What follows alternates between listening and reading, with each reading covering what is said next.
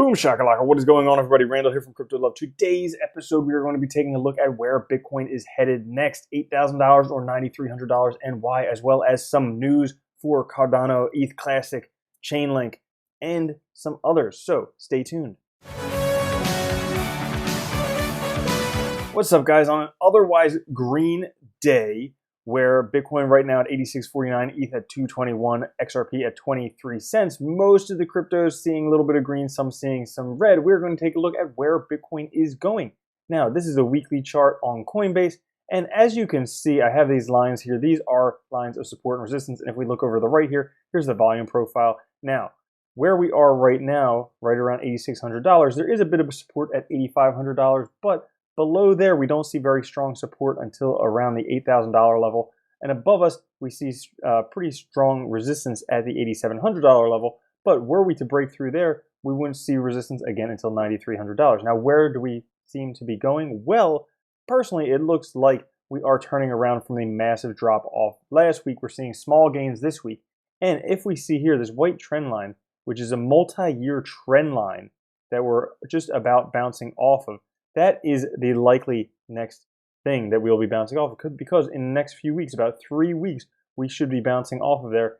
And where we are right now, yes, that could get down to around $8,000 lows. But if it doesn't happen this week, the next week, the following week, then that's looking right around where we are, $8,600. So I would think that we would see price coming back up until we see resistance of this blue dotted line or the other dotted line, the wedge that we've been in for a while.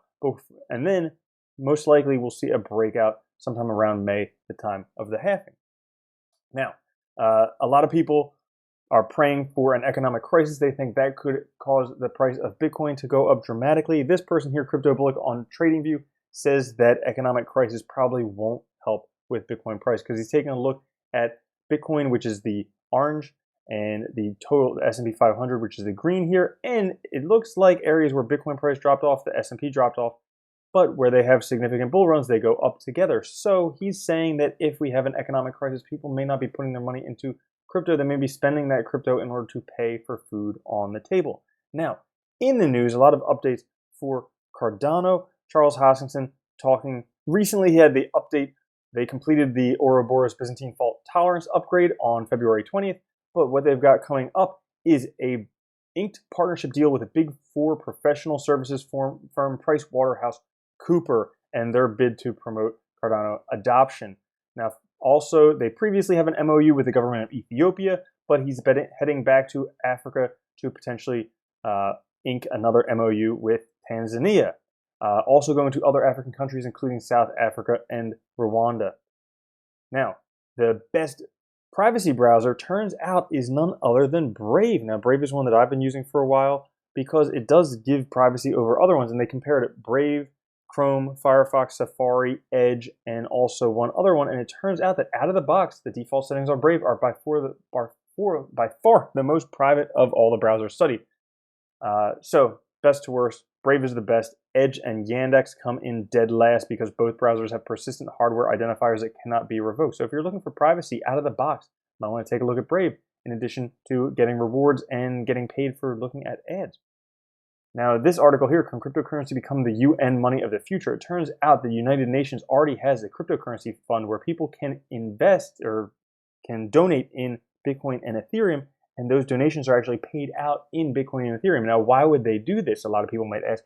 And it's actually for the transparency that they offer, because in this move towards transparency, they have a lot of money. So the sheer volume of funding means that any gains in efficiency, any increase in transparency could have a quite significant impact on how we operate as an organization. So UNICEF is definitely looking at cryptocurrencies because since you can see all the transactions, how they happen, it helps out their organization with transparency. You can see where every dollar goes. Every dollar is accounted for. Now, on the other hand, an Iranian commander calls for crypto use to evade sanctions. So Iran has been sanctioned by the US for a while. They call these sanctions the main tools of domineering hegemony and bullying.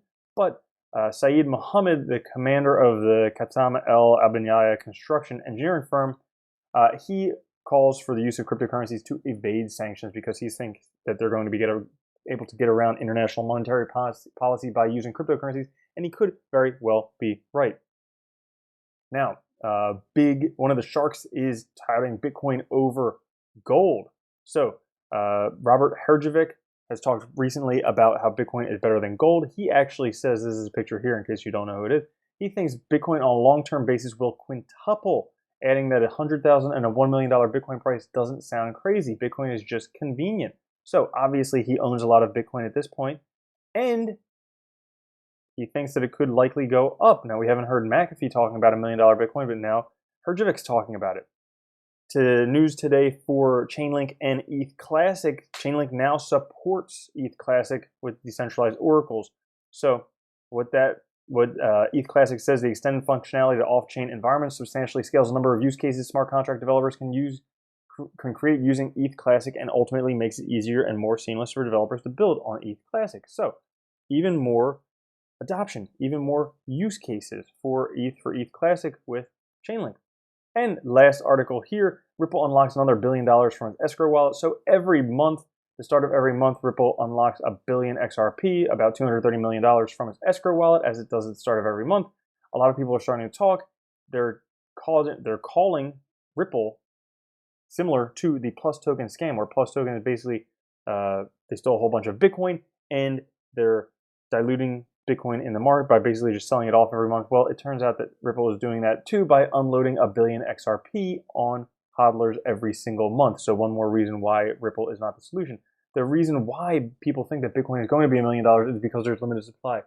Well, sure, there's technically limited supply of Ripple, but the Ripple Labs owns 60% of Ripple, and if they keep dumping $1 billion XRP every month, that doesn't help out hodlers. Definitely Ripple hodlers aren't very happy. So that's all for today's episode. Hope you enjoyed it. Catch you guys later. Have a good one. Peace.